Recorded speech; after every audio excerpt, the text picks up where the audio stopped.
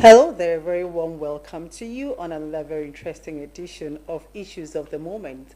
I am your host, Omo Basidet, and today you have with me in the studio some very important personalities, and that's talking about members of the Association of Sign Language Interpreters of Nigeria. On my right, I have Mrs. Charity Osagbakoy, JP, who is the ASLIN South Coordinator. Good morning, welcome to the Morning, program. madam. Pleasure to have you. And to my left, I have Honorable Efai Tuk. He's the SA to the Governor on Sign Language Interpretation. Good morning, Efa. Yeah, good morning. Good to be here. And very interesting to know that we have a sign language interpreter here today, and that's talking about Chikadri Ejike. Chika, good morning. So, and that does it. And then today, I'm sure you'll be wondering what sign language interpreters are up to in Uyo, the Akwa Ibom state capital. First of all, let us find out what ASLIN is all about. Madam Coordinator, what is ASLIN all about? Thank you. ASLIN is Association of Sign Language Interpreters in Nigeria. It is a professional body made up of sign language interpreters. And then we have our members drawn from the 36 states of the Federation, including Federal Capital. And then we are saddled with the responsibility of bridging the gap between the deaf citizens and the hearing community. That is our main responsibility, to bridge the gap to ensure that the deaf citizens have access to information in every space of the nation. So that is it. Okay. And like I said, it's also a body. We also have the WASLI, which is the world body of the association. And ASLI Nigeria is affiliated to the world body of the association. Okay. If we have information that you have a conference holding in Uyo today, tell us a little more about this conference. Yes, thank you very much. First, I most appreciate and thank God for this opportunity. God who has given us life and made us here, made us to be here today. And also thank the NTA management for having us here. Yes, as you rightly said, ASLIN, that's Association of Sign Language Interpreters in Nigeria. We are having a conference here in Akwa Ibom State, Uyo, in Akwa Ibom State. You see, the essence is to still sensitize the public. Let the people know that there are people serving the deaf community, those who cannot hear or those who have partial hearing.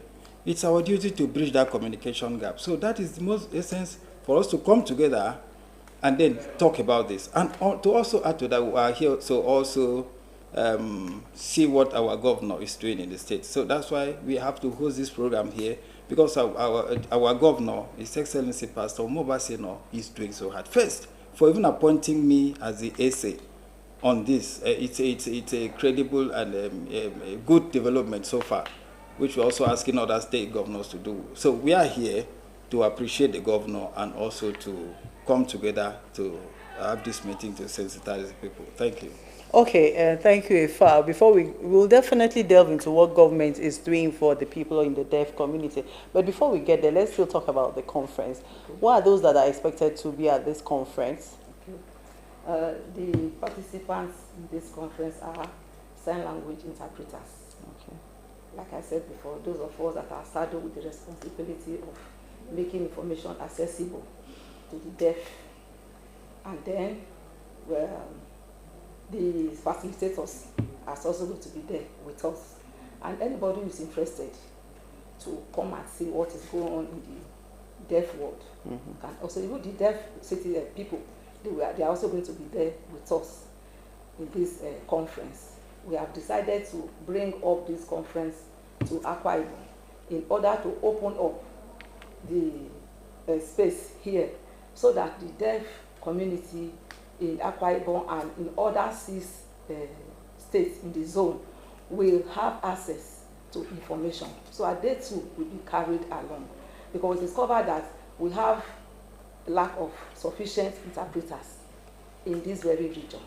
And then bringing up this conference, we now open up the atmosphere, the environment for more people to come in, and then for the interpreter to be well equipped so that we're able to reach out to these deaf individual. Like, you know, in the deaf community, they have a slogan which says, nothing for the deaf without the deaf fully involved.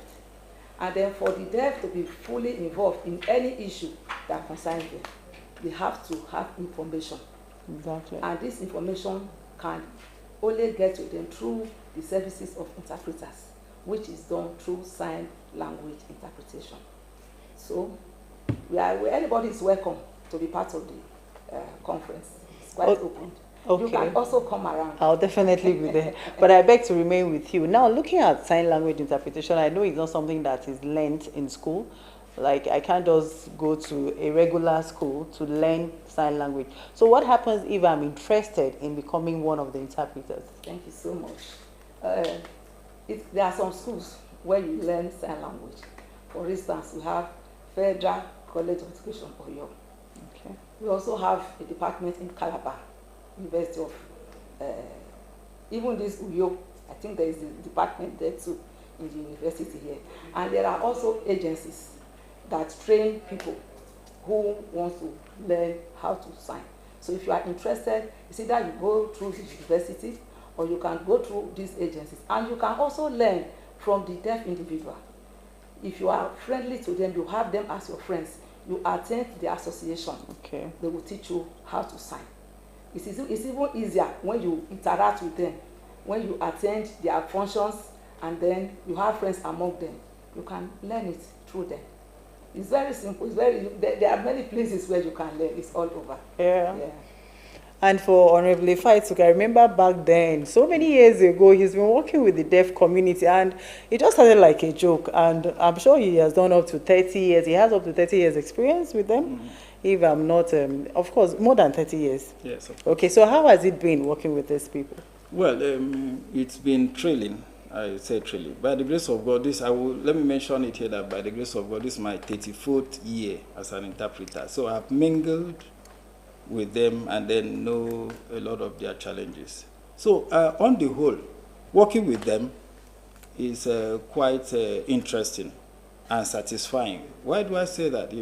Satisfying in the sense that you've been able to bridge the communication gap, make them have that sense of belonging, let them know what is happening in the society, remove stigmatization, let them know that they are part of us. First, to even add to this, I want us to know that we who are talking, we are not the reasons we are this way. They are not the reasons why they are deaf. So we try as much as possible to close that gap. Let them know that they are part of the system, they are part of the society. We interact with them, give them information, let them know what is happening in and around them. So that is just the primary aim, working with them. And I tell you, like I work with them passionately, it's quite satisfying to me as a person. Okay, thank you. And to the coordinator, you are the coordinator South.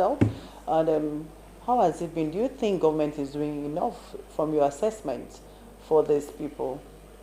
First of all, I want to appreciate the governor of Akwa Ibom, His Excellency, Governor Umar Bassey, for what he's doing in the state.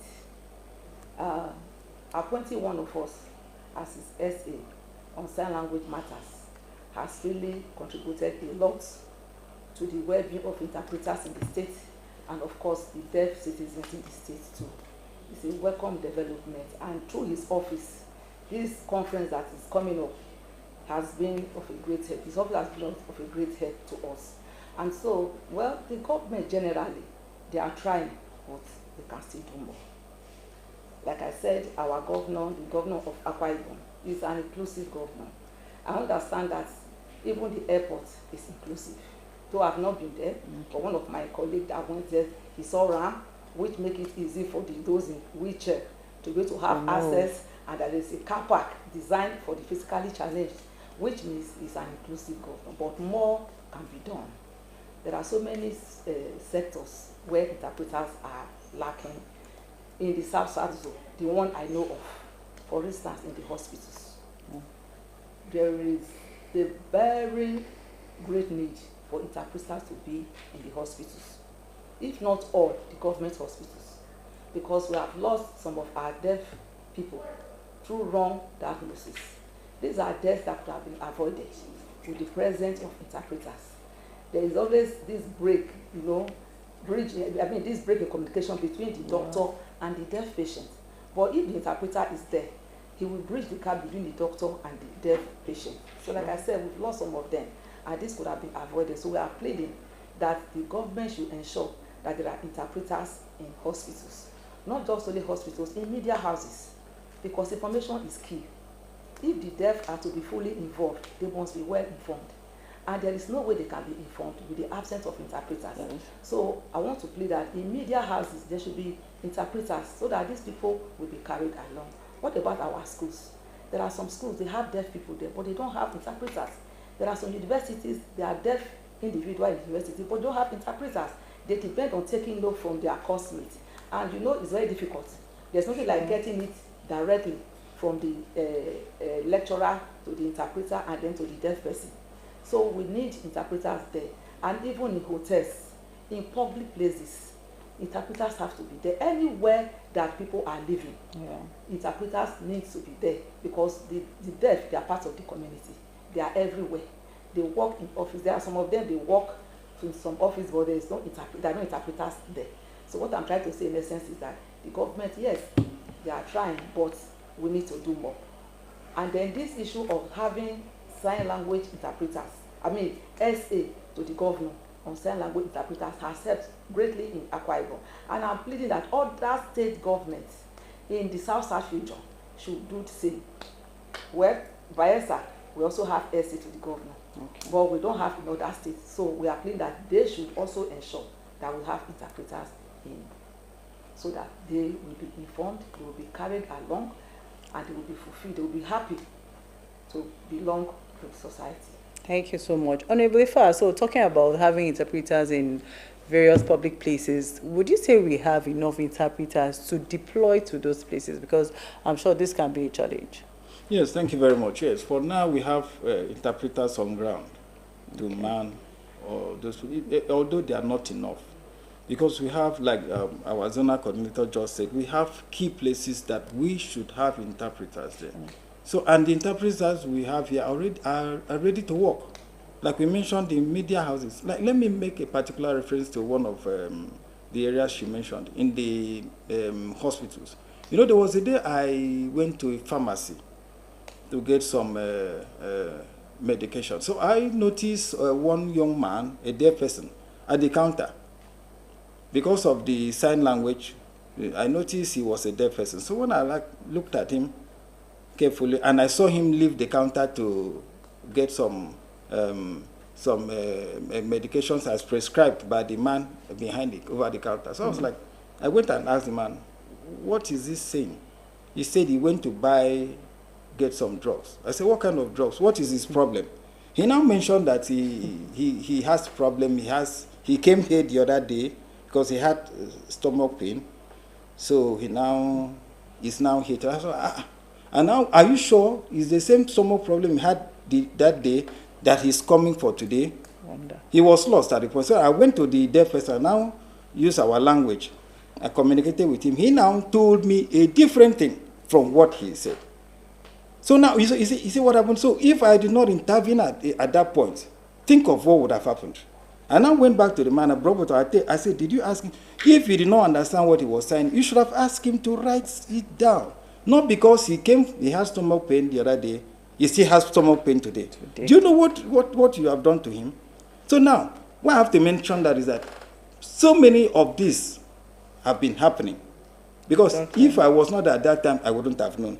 What happened before I went there? What happened after I had left there? And what happened in other areas, pharmacies and hospitals? So there is great need for us to have interpreters across, in fact, everywhere around. Because these deaf persons are in the society with us. In fact, check along the street you live. If you're not very careful, you check, you see 2 or 3 deaf persons. Okay. Now, you may not know them until you have an interaction with them. So what I'm saying in a sense is there's great need. I appreciate the government of the day. There's great need for interpreters. In fact, it should even be brought into the curriculum, school curriculum, so that they teach them in the school, teach from the primary, nursery, and so on, so that everybody We don't just need to scout for interpreters to render arrest. Anybody, even you seated here, you can as well help in your own way. So I'm begging the government to also look at it that we need interpreters to be employed into key areas. Even in the religious organizations, we need them. Because they're persons, they go to church.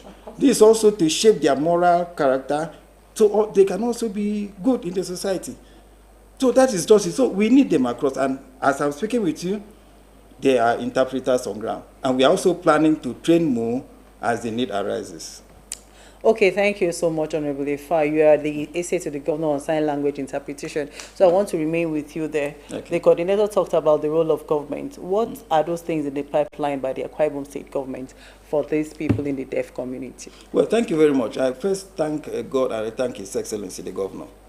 Because by appointing me as the essay, there's an office now. Yeah. In fact, in the history of Akwa Ibom State, this is the first time we have an official interpreter. Wow. So I'm thinking the government is also planning towards other activities because it's just the first time, like they used to say, Rome was not built in a day. I trust government because I trust the governor we have is a listening governor. He is ready to work. Already, let me mention he has appointed other aides in this disability community. So that is to show how loving the governor is. So I'm trusting that subsequently, in fact, as soon as possible, the governor will look into it, and then we'll have them all around. Okay. So the coordinator, you two have been working with these people for a while, and what are those things that you would view as challenges for them? Well, their challenges are numerous, but I want to say that one of them is this language barrier. Okay. We discovered that even their parents cannot really communicate with them. And then most of their parents are also not interested in learning this language. Sign language is the language of the deaf, but it is not the language for them alone. It is for everybody. So the major challenge they have is this sign language, being able to have access. That is their major challenge. That is, if everybody will learn this language and then we are able to communicate with them, the issue of friction between the deaf and the hearing society will reduce drastically. And then if parents will also bring out themselves and learn. Another thing is that some parents will just believe that, oh, the ones that are hearing, let me focus on them. And leave this one. What can this one become? That's a very wrong notion. Because presently we have lawyers who are deaf. Yeah. They are everywhere. So the sky is their limit. And so their challenge mostly is loving them, showing them love by learning the language. Because if you love me, you want to communicate with me. Effectively. And the only way you can communicate with them is through this language. So, like Reverend Efa said, it should be in this curriculum. So that everybody from school, the children will learn it. And then they will go to the wider society as time goes on. So, majorly, language, we have to love them. We don't have to look down on them. Some people believe that these ones, they are not, but these are the ones. But sometimes discover that even though like one lady was telling me, she made a parable. She's late now. She has a deaf son. She was telling me, she said, when I visited her she said, my daughter, she said, the soap I thought I would use to wash clothes that I kept at old age. When I became old, I couldn't find the soap. I said, Ma, what does that mean? He said, those other hearing ones that I thought would be there for me at this my age, I didn't see them. But is this deaf one that is now available here for me, helping me out? So let us not think that they are useless. No, they don't make themselves who they are. So let us show them love. Let us learn this language and let's make information accessible to them. Let's give them their own dues in every aspect. When we are giving our job, we shouldn't segregate against them. That's true. An inclusive society, that is what they are clamoring for, where no one is left behind. Even during election, there has to be, yes, INEC, that's another important place where we need interpreters. They have to be taught how to cast their vote so that their vote will also count. We are there to bridge the gap between the political class and the deaf community. It's very necessary because we are talking about politics. By 2027 election is coming. How do we now make this information accessible? How will they know how to comport themselves? For instance, they will say, okay, you are coming to when you are coming to vote, don't put on any card that reflects any party. Political party. If they are not informed, you will see them just coming, and then before you know it, they will just start molesting them. Yeah. You know that. Remember that this disability is a hidden one, so you wouldn't know who is deaf until you communicate with the person. That's true. And so look at the person putting on the wrong attire to the voting arena. Start beating him up before you know that person is deaf. It's already the harm has been done. So that is why they should have access to information. Very important. Very important. Okay, Onu, before you have anything to add to the challenges? Yes. To also add to that, you see, that stigmatization. Like our zonal coordinator rightly said, parents should love them, show them love. They are also their children. There's no point loving a child One A child and more than the other one. You're already creating envy between your children. And tomorrow you can't say what will happen. Like the donor coordinator just said, you don't know who will stand for you tomorrow. So let us show them love. Let us appreciate them. Parents should send them to school. Parents should treat them like children. Don't just put them, because they can't speak, they can't hear, you keep them in the house as your servants. You treat them like a servant in your house. Show them that love. Thank God for the government of the day, free education. Send them to school. And I trust that the government is also working hard to ensure we have a school for them. We have interpreters for them in schools.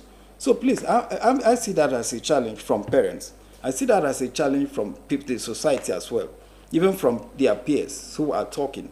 But we also have to ensure we sensitize them more. And also talk about, like the zonal coordinator rightly said, another area of concern is the media houses, because we have to sensitize the public. We have to create this awareness like what we're doing. Let the society know and love them, show them love. Every area of the society. So that is, those are some areas I've seen. To also add to what the zonal coordinator has mentioned, please. Okay, so let's look at the way forward. What do you think is the way forward for us and the deaf community? Okay. Just like what is on ground in Akwa Ibom right now, we are here for a conference, and this conference focuses on capacity building and training. Okay. Building on what we have learned, and new things will also be learned. And then we have carefully selected resource persons who will impart, and then we will now go out there to impart on a deaf. So by so doing, we will now prepare ourselves for the challenges ahead. Okay. As interpreters, we have to prepare ourselves, because there are so many challenges out there. We have to, like the topic says, one profession, one voice, advancing sign language interpretation in the development of the country. So we have to come together as interpreters in unity, and then learn new things, work on our standard, so that we will be able to pass this information to these people. And then, and also the deaf individual, there has to be a collaboration between the interpreters and the deaf individual, which of course we've been doing, but we want it to be closer, neatly closer than how it used to be, so that we'll be able to impart in the life of this set of people. Okay, thank you very much. Honorable Ifa, I want to find out, is there any school for special education school here in Akwa Ibom? Because for parents who have deaf children, they may need to enroll these children. Sign language is something that you must learn. It's not something you just stay in the house and start signing. It's something you have to go to school to learn. So is there any school in Akwa Ibom State here for them? Yes, we have, for now, we have a school, government-owned, one special school in the state, in Uyo here. But I'm also thinking that one has not been able to service the community effectively. Exactly. I'm thinking we should have maybe in the central districts, 3 central districts, at least we'll build one school for them. So that they, in the central districts, because someone cannot come from perhaps Ikorobasi to Uyo here. So they now have, according into their central district, they go, they get involved, they admit them, and then they employ interpreters. That's the key. We get more interpreters to be there, because these are the people that are going to teach them. These are the people that are going to coach them. These are the people that are going to relieve the parents from this burden. Because I know some parents have this burden because they can't communicate with them effectively. So aside from the common signing and so on, they cannot impact well on them. Because we have cases, over my years of experience, we have cases where parents cannot control them until they grow up to a point that they now look for help and now see how they want to send them away. Some parents come to me and ask how we are going to do. So they should be schooled for training, school for education, and parents as well should also come in and learn this language. Yeah. So as to also help them in the home, in their houses. And also that communication should be very effective. They bridge that communication communication gap from the house. Because if you're good in the house, at home, you'll be good in the society. So that it should start from there. So but the bottom line is they should be loved. They should be, remove stigmatization. They should remove that communication barrier and all the likes. Thank you so very much. Just to add to the issue of education, we cannot have interpreters that will serve in all schools. Everywhere. So we are clamoring for a unit. In all schools, there should be units for the deaf.